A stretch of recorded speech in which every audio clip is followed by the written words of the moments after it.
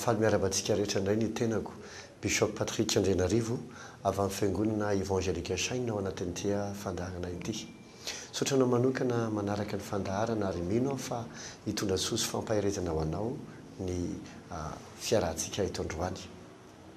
Araka nefa fantatrao ngamba raha tokana anaraka ny fandaharana ianao, raha tsy mbola tsy nafantatra moa ianao dia tiako mampafantatra fa isy fotoana lehibe izay iarahanao amin'ny fiangonana Chaine amin'ny voalohan'ny volana febroary vao 1er février zany voalohan'ny volana febroary etsy amin'ny Palais de Sport Mahamasina izay fotoana ny vavaka sy ny tsodrano amin'ity taona 17 sy 4 arivo ity.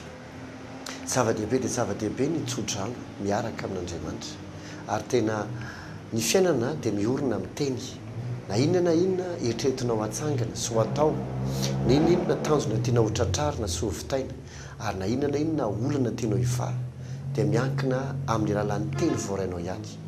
Ny tsara ny fiainanao dia faritan'ny teny izay niraisinao, ary mety koa ny fahapotehan'ny fiainanao dia faritan'ny teny izay niraisinao sy nekenao. Eo ihany no hoe zavatra tsara na tsy mety ataon'ny olona, fa ny tena lehibe sy mahery vaika indrindra dia ny teny izay ny anatintsika sy niraisitsika. Tsy magaga raha hoe Andriamanitra hoe ny teniko, ny sitrapoko tsy maintsy ho toho ary ny fikasako tsy maintsy ho tanteraka. Satria nahoana ny lanitra sy ny tany ho levona hoe izy fa ny teniko no maharitra mandrakizay. Ka amin'ny fotoana mandray teny ianao tsodrano avy amin'Andriamanitra izay ampitany amin'ny alalan'ny mpanompon'Andriamanitra izay mitsodrano anao, izay nosorany manokana mba hamoaka teny ho anao, ilaza izay avy any am-pon'Andriamanitra mba ho anao.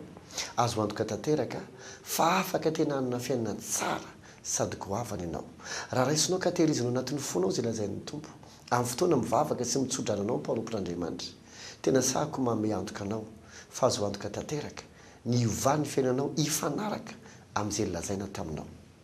Ka anio ahako teanasanao manokana ho avy amin'ny fotoana ny vavaka sy ny tsodrano io etsy amin'ny Palais de Sport Mahamasina ny alarobia 1er février ho avy izao. Ekena fandro fiasana io fa natao mihitsy izy io vao nandolo volana febroary, zany hoe vao tapitra mihitsy ny volana janoary, zany hoe vita ilay izy dia tonga dia hanomboka amin'izay ianao dia eo amin'izay no mandray le vavaka sy tsodrano ianao. Nahoana moa no izay no datin'ny raisiny? Ny antony dia tahaka an'izao. Amin'ny volana voalohany amin'ny fiandohan'ny taona, ny zavatra asian'Andriamanitra atao dia ny mivavaka manokana fotoana hitadiavana n'Andriamanitra, tena hoe hiverenina hifandraisana amin'Andriamanitra lalindalina kokoa. Ny faharoa dia ny maka fahendrena avy amin'Andriamanitra. Rehefa izay rehetra izay dia mitondra ny voalombokatra ao ianao azy, ary anatin'izay amin'izay no mandeha ny vavaka sy ny tsodrano. Ka amin'ny 1er février izao dia fotoana izay tena hoe hivavahana ho anao sy hitsofana rano anao, izay tena azo antoka tanteraka fahanovan'ny fiainanao. Ka amboary dia izao ny programanao, asao namana sy ny havana matsakaizy. Tsy misy vidibidirana io, na izitsika na iza, na viaitsika na viaiza, dia misokatra ho anareo rehetra ny fotoam-bavaka etsy amin'ny Palais de Sport ny voalohan'ny volana febroary avy izao. Misy fidirana roa izy, ny anankiray miditra amin'ny 2 ora dia mirava amin'ny 3, ny anankiray indray miditra amin'ny 3 ora dia mirava amin'ny 5. Izay mampety anao na izy roa ary miaraka hatrehanao, tsy olana mihitsy zany satria vao mihaza tombontsoa anao zany. Ka matoky fa na mpianatra ianao, na mpiasa ianao, na mpikarakara tokantrano, na mpiasa tena, na olon-tsotra, na iza, na mpitondra fanjakana, na manam-pahefana, raha tianao ny fiainanao iova, ny ilainao dia vavaka sy tsodrano. Izay no ela fa dia ny any lazaiko manaraka dia amin'ny alahady izao indray tsika dia hanina fotoana etsy amin'ny fiangonana Chaine raiky sasiritsy Andohanalakely. Misy ny fotoana 4 ny maraina, misy ny atoandro dia misy ny hariva. Miditra amin'ny 9 maraina dia amin'ny 7 sasany, amin'ny 5 dia amin'ny 10 sasany, ny atoandro amin'ny 12 sasany sy amin'ny 1 sasany, ny hariva dia amin'ny 2 ora sasany. Izay fotoana andraisantsika ny fahagagana lehibe avy amin'Andriamanitra. Maly zay dia nivavaka ho an'ny marary tamin'ny alahady, ary tena be ny fahagagana izay nitranga, tena betsaka. Misy olona izay misy mivonto eny amin'ny manjavona eo no eo, misy olona izay marenina mandre eno eo, misy olona izay amin'ny karazany lazain'ny dokotera fa hoe midina ny zanany le ao anaty kibevoka izy zany dia hoe tokony hiakatra 6 cm le zaza fa nefa lasa nidina indray 2 cm. Teo ny eo ihany dia niverina niakatra le zaza. Tahaka izay koa vehivavy anankiray izay lazain'ny dokotera hoe kely loatra le zaza sady latsaka ambany loatra dia raha vao tsy mitandrina dia sady tsy mitombo mihitsy le zaza dia mety ho afa-jasy izy zaza, mety ho faty le zaza.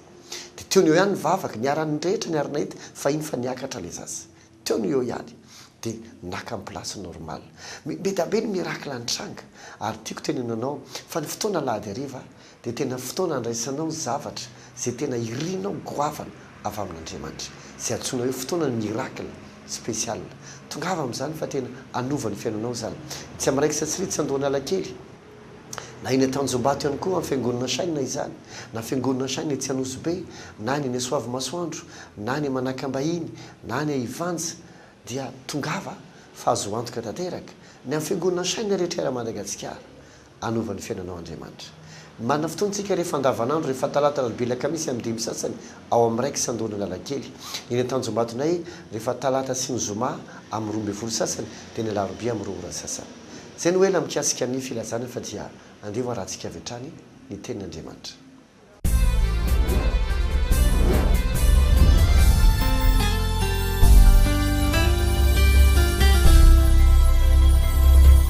mino fa maro taminareo matoto tonga vahoaka marobe tahaka izao ianareo dia fa ny aina na atsapa ny heriny zany atao hoe tsodrano tenina ray aman-dreny tenina mpanompon'Andriamanitra tenin'ny olona manana fahasoavana zay afaka tena mamaritra sy manova ny fiainanao indraindray ny olona dia mora minoozina noho ny finoany fitahiana fandroany ao anatin'ny teresaka hoe départ vaovao amin'ny taona 2024 ty dia tiako aseho anao fa na sanatria aza nisy nanozina ianao azo vaina eto zany androany ary na sanatria aza olom-bo ositra mihitsy ny nanozina anao mamelahy teny aminao misy ny antsoina hoe ery ambony ery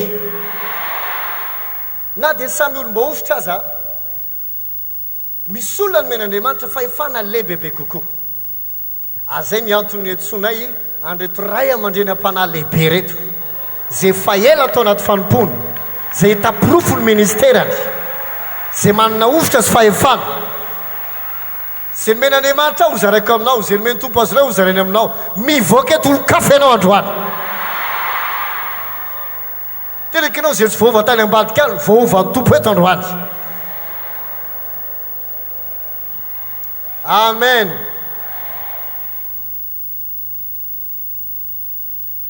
Andriamanitra nanahary ny olombelona dia voalazany Genesis toko voalohany dia 2:20 fa nohariny hitovy endrika aminy nohariny hitovy tareta aminy ozy hoe araky ny endriny araky ny tarehany nanaovany azy araky ny endriny zany hoe le imaginy ohatra n'Andriamanitra mihitsy nahariny ny olombelona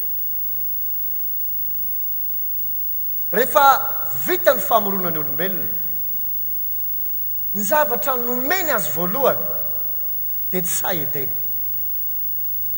ny zavatra mena azy voalohany tsy andraikitra hoe ity ny asanao aoka anao hiasa ny tandy sy hitandrina azy ny zavatra mena azy tsy vady tsy mpanampisa azy anampy amin'inony ny asa mbola tsisy ny sahedena tsisy ny nomena Andriamanitra azy voalohany dia tsodrano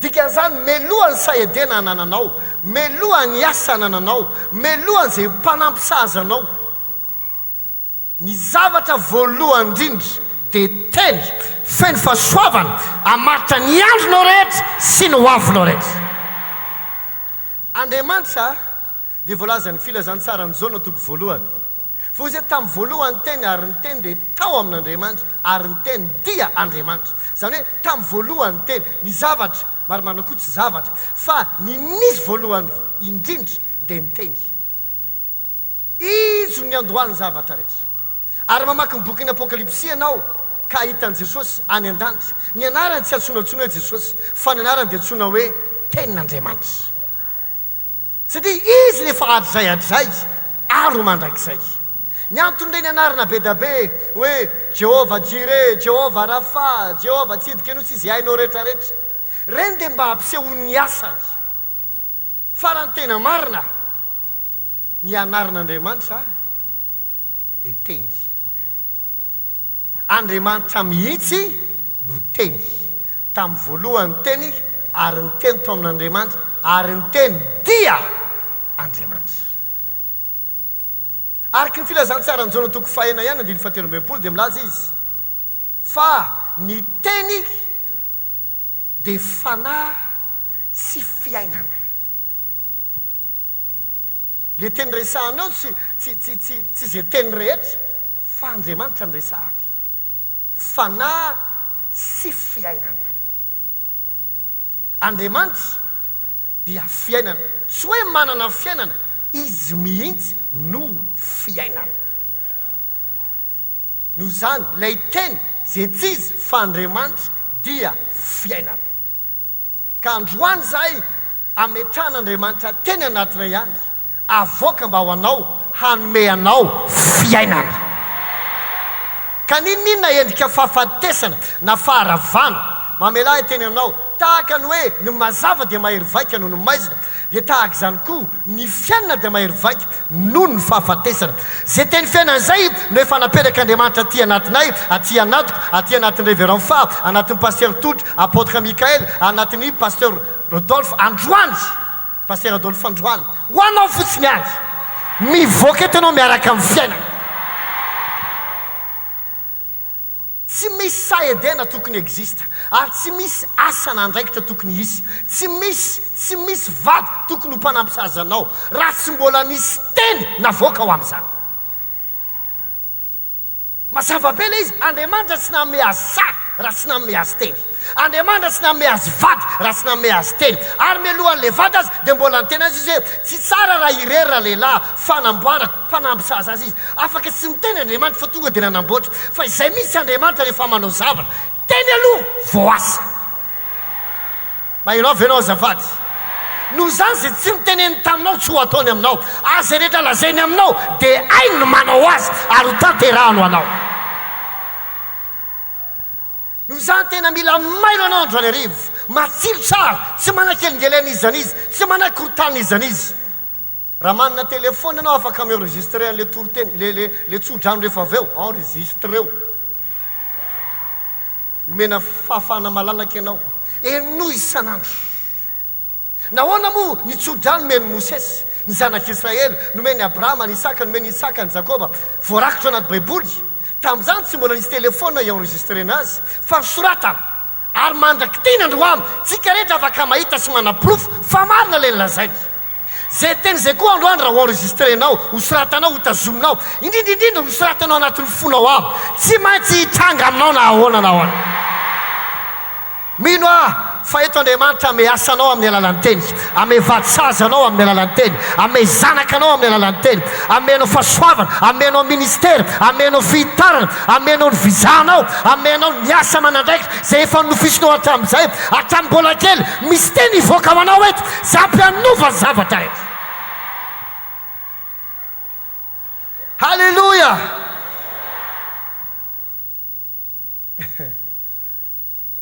Diko tongavana hoe atao hoe Andriamanitra dia teny, ary isika koa dia noforonina araka ny endriny.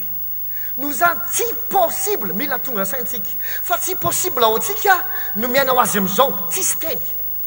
Raha hiatrika ny andronao ianao rapitso, kanefa tsisy teny nambarinao mikasika ny rapitso, dia mamelahy teny aminao hiatrika andro pokaty ianao.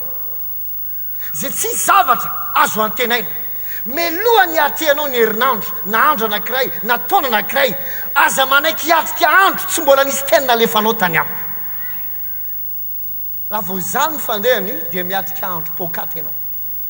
Dia le ataonao isan'andro ihany nataonao fa tsy mahita vokatra ianao.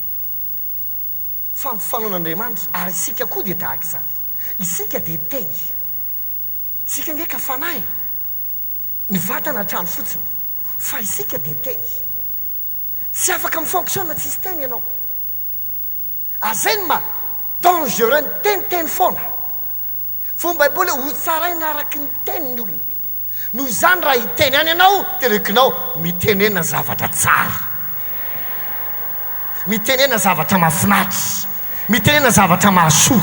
Mitenena fandresena. Mitenena fanambinana. Mitenena fahasalamana. aza pepona ny vadinao, aza ambanina ny zanakao, aza ratsiana ny rahalahinao, aza enjena ny afo mitenena zavatra tsara, fa zay afafony olona tsy maintsy tsinjainy. Alleloia. Hoe hoe ny fiainantsika tsy afa-miala amin'ny teny,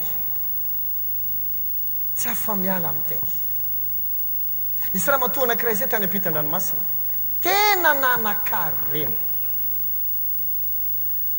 tsy le olona fa tena manan-karena. Dia zavatra nitranga tsy fantatra hoe inona ny zavatra any an-tranony any, fa nanomboka ny tena izy. Leo be fiainako aka, tosin'olo inona mankaleonao ny fiainanao? Ianao manana fiainana tsara, tokantranonao tsara, ianao manana ty rehetra ty, ny olona rehetra mitsirehetra ny toeranao. Kiny teninao hoe leo ny fiainako a? Fa za mba ohatranao raha miaina anaty fahantrana. Ohatrany hoe izany ohatra miresatra, ohatrany hoe tsy haiko hoe te hizesta ve isa te mba te tsy haiko. Fa dia nanomboka ny teniteny zavatra tsy voahevitra izy. Tsy ampy taona tamin'ny fomba tsy hazavaina. Ny zavatra ray nitranga tamin'ny fiainana nanomboka tamin'iny korosofany izy. Mandrapa tonga le niteneny na dia tamin'ny vazivazy azy nitranga daholo. Noho izany, raha sendra tezitra ianao, asio fembava amin'ny vavanao. Raha malahelo anao na nisy nandratra, alamino eny aloha, ao nozy izy nigazy zay, avadio impito ny lela vao miteny. Naninona ke Sara vadiny Abrahama, rehefa niteniny anjely nahoana menao, toy izay tsy mea, nahoana tsy navoaka tety ivela le fiomeza. Izy nge tsy me satria faly, fa me satria tsy mino. Dia mba hatonga azy afaka hiteraka, dia tsy navoaka le tsy fonony, fa nitreteny tao anatiny. Ka zay na misy zavatra mitranga, kosa ohatra ny manahy zavatra ohatr'izao, melohany tenao zao to dia akombony ny vavo, ao anaty eo traité eo zay fehezan-teninao zay, mandrapivadika le zavatra tsara edy ivelany. Tranjainiko tsara ny amainanao, telekinao zasy anao miaina amin'ny teny, tsy afa-misaraka amin'ny teny, fa noforoana hitovy amin'Andriamanitra lay teny. Tianao maina raha misy zany ianao. Eto amin'izay tiako aseho anao mihera ny teny.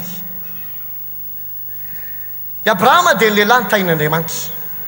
I Abrahama rehefa avy eo nitsodrano Isaka, Isaka rehefa avy eo nitsodrano amin'ny Jakoba. Jakoba dia niteraka 12. Ny anaran'i Jakoba moa dia novaina hoe Israely rehefa avy nitolona tamin'Andriamanitra izy ka nandresy.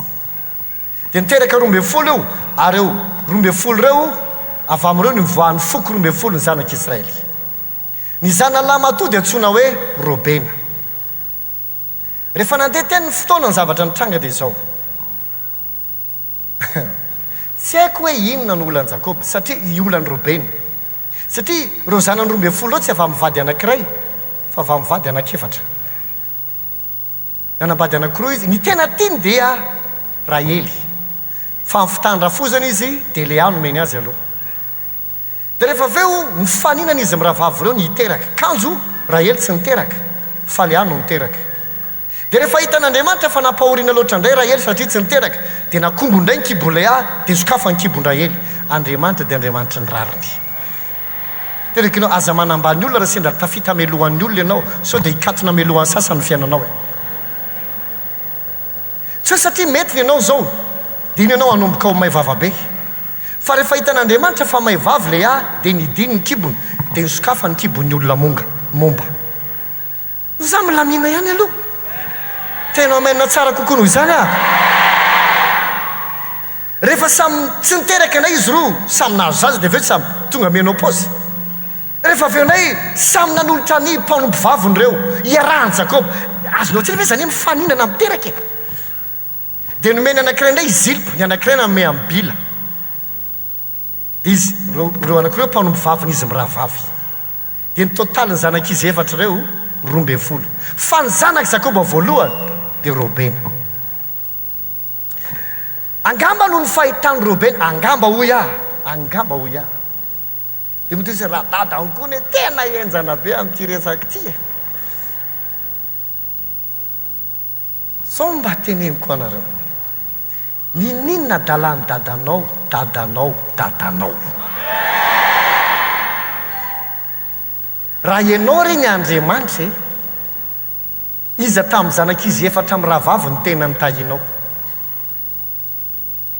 neny Leasa neny Rahely sa neny Zilpa sa neny Bila fa azokazaka zany izy ianao Rahely any ny tokony tahina amin'izany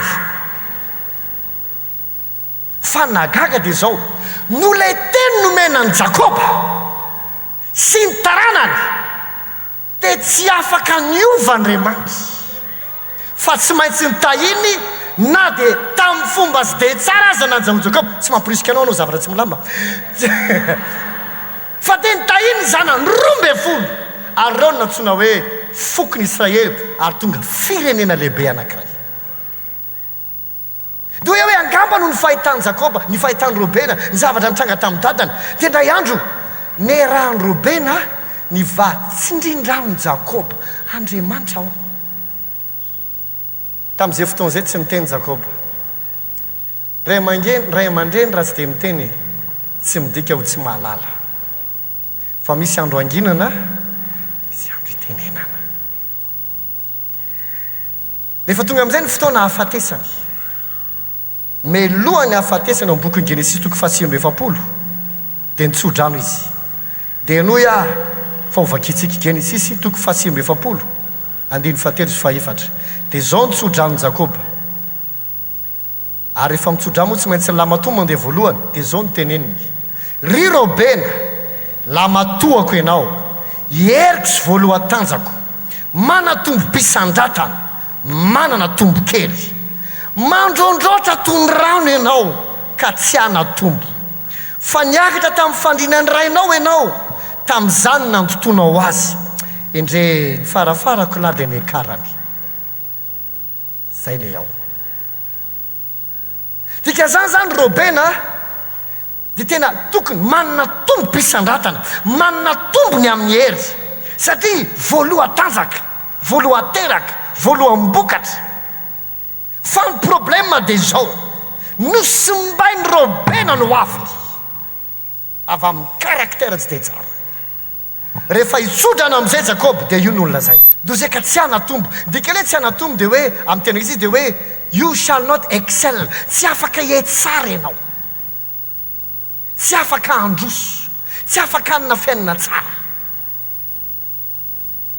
ary raha ohatra anao ka mandinika amin'izay ny fiainan'ny Robena tao ariana tsodrano io dia nio ny fokony Israely fa ny zavatra nitranga Robena nisan'ny olona tsy lasa lavitra indrindra satria le olona nyteny taminy dia olona misy ositra ity tsy olona misy devolo no nyteny taminy olona nahazo tsodrano avy amin'ny rainy le tsodrano avy amin'ny rainy io efa répétition le tsodrano avy any amin'ny dadabeany dika izany me matavina izy rehefa tonga tany amin'ny Jakoba ary rehefa Jakoba amin'izay ny tsodrano zavatra fa navoaka no an'ny lamatoany